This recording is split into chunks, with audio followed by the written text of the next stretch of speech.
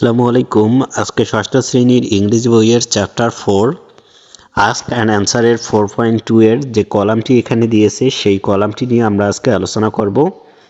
অর্থাৎ এই কলামটির উত্তরগুলো আজকে আমরা জানিয়ে দেব। এতে কিছু শব্দ বা শব্দগুচ্ছ রয়েছে এবং এই শব্দগুলোর অর্থ কলাম বিতে এলোমেলোভাবে দেওয়া আছে, সেগুলো আমাদেরকে মিল করে লিখতে হবে বা আমাদেরকে এই শব্দগুলোর অর্থগুলো কি হবে সেটা মেলাতে হবে। অর্থাৎ কোন শব্দের সাথে কোন শব্দের অর্থটি মিলে যাচ্ছে সেটা আমাদেরকে মিলিয়ে দিতে হবে। তো আমরা দেখি প্রথম শব্দটি। এখানে প্রথম শব্দটি হচ্ছে পাজলড এবং উপরে একটি গল্প রয়েছে কাউন্ট ওয়াইজলি নামে। এই গল্পটি সম্পর্কে যদি তোমরা জানতে চাও তাহলে অবশ্যই ডেসক্রিপশন বক্স চেক করবে, কারণ সেখানে এই গল্পের ক্লাসটি রয়েছে। তো এখানে শব্দটি রয়েছে পাজল। পাজল মানে হতবিদ্ধ হওয়া বা দ্বিধায় পড়ে যাওয়া। এবং এখানে যদি আমরা দেখি কিং মানে হচ্ছে রাজা, tell people about something officially, কাউকে কোনো কিছু অফিসিয়ালি বলা, এগুলোর সাথে কিন্তু পাজলটের অর্থটা মিলে যাচ্ছে না। আবার এখানে যদি আমরা দেখি আনএবল টু আন্ডারস্ট্যান্ড, বুঝতে না পারা বা বুঝতে অক্ষম হওয়া, সো বিকামস কনফিউজড, বুঝতে না পেরে কনফিউজড হয়ে যাওয়া বা দ্বিধায় পড়ে যাওয়া। তো পাজলটের অর্থ কিন্তু এটার সাথে মিলে যাচ্ছে। তো আমরা এক নাম্বারটাকে এটার সাথে মিলিয়ে দিতে পারি, unable to understand so become confuse. তো এভাবেই আমরা পাজলটের অর্থ হিসেবে এটা লিখবো, unable to understand so becomes confused. তো এরপরে 2 নম্বর শব্দটি হচ্ছে ফিগার আউট। ফিগার আউট মানে হচ্ছে বুঝতে পারা বা চিন্তা। মূল শব্দ অর্থটি হচ্ছে চিন্তা করা, কিন্তু এখানে বুঝতে পারা অর্থে ব্যবহৃত হবে ফিগার আউট। তো এখানে যদি আমরা দেখি এখানে রয়েছে আন্ডারস্ট্যান্ড। আন্ডারস্ট্যান্ড মানেও বোঝা। তো এভাবেই আমরা ফিগারের সাথে আন্ডারস্ট্যান্ডকে মিলিয়ে দিতে পারি, কারণ ফিগার ইকুয়াল টু আন্ডারস্ট্যান্ড। ফিগারের যে অর্থটা সেটার সাথে মিলে যায় আন্ডারস্ট্যান্ড। তো এরপরে 3 নম্বর শব্দটি হচ্ছে অ্যাডভাইজার, মানে হচ্ছে উপদেষ্টা, যিনি উপদেশ দেন তাকে বলা হয় অ্যাডভাইজার।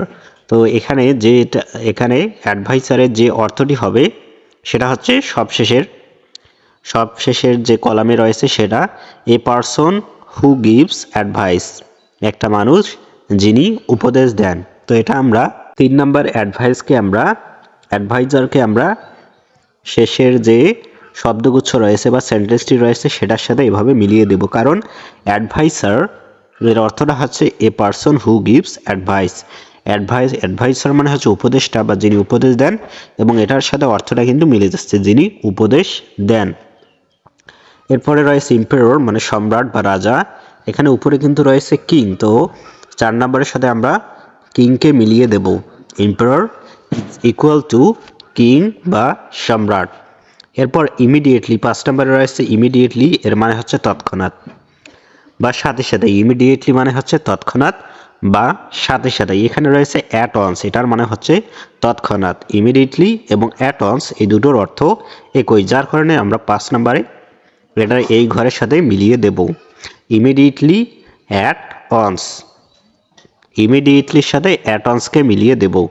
তো এখন আমরা দেখি অ্যানাউন্সড। পরের শব্দটি হচ্ছে অ্যানাউন্সড, মানে হচ্ছে ঘোষণা করা। অ্যানাউন্সড মানে হচ্ছে ঘোষণা করা। তো এটার সাথে আমরা কোনটাকে মিলিয়ে দেব দেখি, এই 2 নম্বর কলাম বি এর 2 নম্বরটি, tell people about something officially, মানুষকে অফিসিয়ালি কোনো কিছু বলা বা এই অ্যানাউন্সড বা ঘোষণা করা। তো 6 নম্বরের সাথে এভাবে আমরা 2 নম্বরকে মিলিয়ে দিতে পারি। 6 নম্বর সমান tell people about something officially. Announced এর অর্থ হচ্ছে tell people about something officially. এরপর রয়েছে কাউন্ট। কাউন্ট মানে হচ্ছে গণনা করা। তো এখানে আমরা দেখতে পাচ্ছি ক্যালকুলেট দ্য টোটাল নাম্বার, মোট নাম্বার বা মোট সংখ্যাটা গণনা করা বা ক্যালকুলেট করা। তো 7 নম্বরের সাথে যেটা হবে সেটা হচ্ছে calculate the total number. Calculate the total নাম্বারকে আমরা মিলিয়ে দেব, count equal to calculate the total number. এরপর রয়েছে রিলেটিভস মানে হচ্ছে আত্মীয়। রিলেটিভস মানে হচ্ছে আত্মীয়। এখানে আমরা আর একটি বাকি আছে কলাম বি এর, সেটা হচ্ছে person who are part of family, একটা মানুষজন যারা পরিবারের অংশ। তো আত্মীয়র সাথে কিন্তু এটাই মিলিয়ে যাচ্ছে। তো 8 নম্বরের সাথে আমরা এটাকে মিলিয়ে দেব, persons who are part of family. Relatives equal to persons who are part of family. তো এভাবেই আমাদের কলামটি শেষ হয়ে গেল। কলামটির আজকে কলামটি নিয়ে আমরা আলোচনা করেছি। যদি তোমরা উপরের গল্পটি সম্পর্কে জানতে চাও তাহলে অবশ্যই ডেসক্রিপশন বক্সে লিঙ্ক দেওয়া রয়েছে, সেখান থেকে তোমরা ক্লাসটি করে নিবে। আর তোমাদের পুরো ষষ্ঠ শ্রেণীর ক্লাসগুলো আমার এই চ্যানেলেই পেয়ে যাবে, তাই অবশ্যই চ্যানেলটি সাবস্ক্রাইব করে রাখবে এবং আজকের ক্লাসটি ভালো লাগলে একটি লাইক দিয়ে তোমাদের বন্ধুদের কাছে শেয়ার করে দেবে আর তোমাদের মতামত কমেন্টে জানিয়ে দাও।